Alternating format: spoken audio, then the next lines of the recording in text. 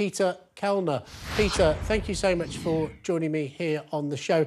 Looking at those results, what do you take as striking in terms of both the collapse of the Labour vote and this extraordinary 39% increase in the Workers' Party for George Galloway? Morning, Jake, or good afternoon, Jake. I'm rather taken by the title of that Eurovision song we heard about a few moments ago, Dizzy. And I think this result sort of makes everybody who looks at political numbers dizzy, because not only did George Galloway win quite clearly, the person who came second was a local businessman, David Tully. You know, all the established parties, Labour, Conservative, Liberal, Democrat, they all did pretty badly.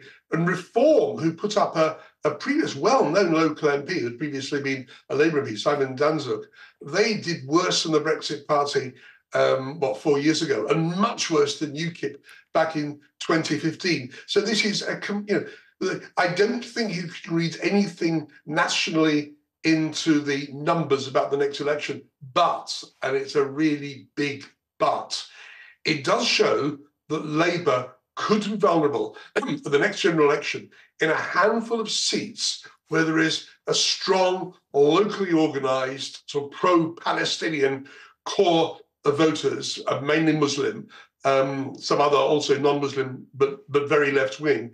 And I don't think what happened last night will have a general bearing on the overall national outcome of the next election, but it could mean a number of very specific places where there are shocks for the Labour Party. And one thing they'll be thinking about between now and the election is how can it prevent those shocks.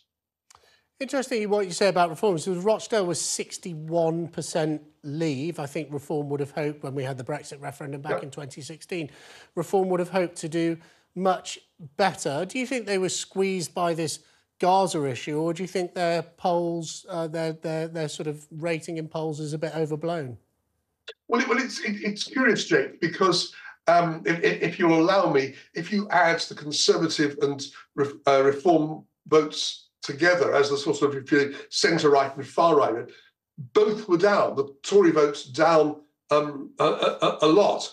So you may be right that Reform plays in to some extent across the country into a general dislike of the big parties, not being particularly ideological, just as like the main parties. And it may well be that George Galloway, and indeed the local businessman David Tully, maybe tapped into that and rather deprived Reform of that vote.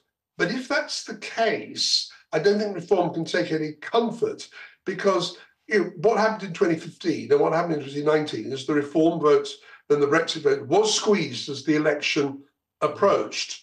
And if you're right that this is a sort of dislike of the main party's problem for Reform, well, I think that vote will leave them between now and the election. And that's, relatively speaking, is good news for the Conservatives, less good news for Labour.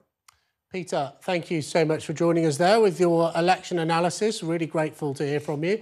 Obviously, this is an interesting election and we will keep talking about it, because still with me are Ava, Santina and Matthew.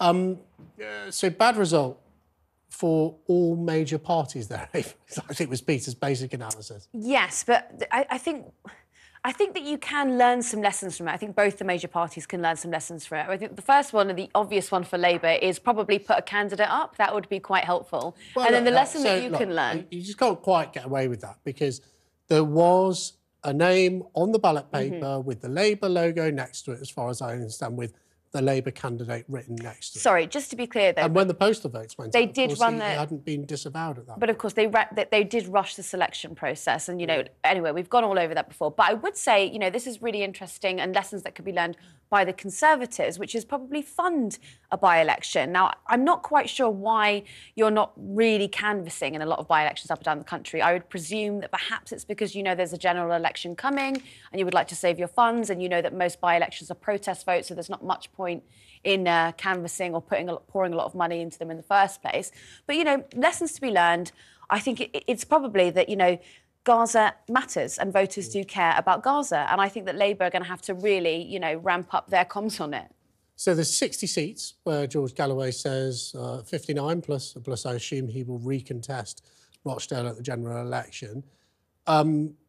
He's going to target taking seats from Labour Party. That's going to be his big target, isn't it? With seats with a higher Muslim population than the national average is where he's going to... I think the most interesting thing to emerge from that interview with Peter Kellner was that he thinks maybe 5 seats potentially vulnerable for Labour.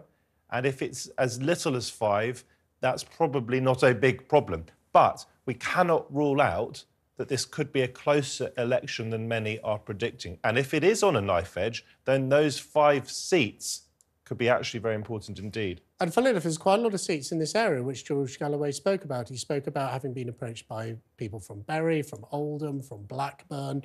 This could be he should do a regional approach and say, I'm going to focus on these seats and then maybe some near London. Galloway hasn't had a history of galvanising a movement beyond his own admittedly stellar electoral success. So the hope for Labour will be is that he remains a one-man band and he might even lose to an established Labour candidate at the next election.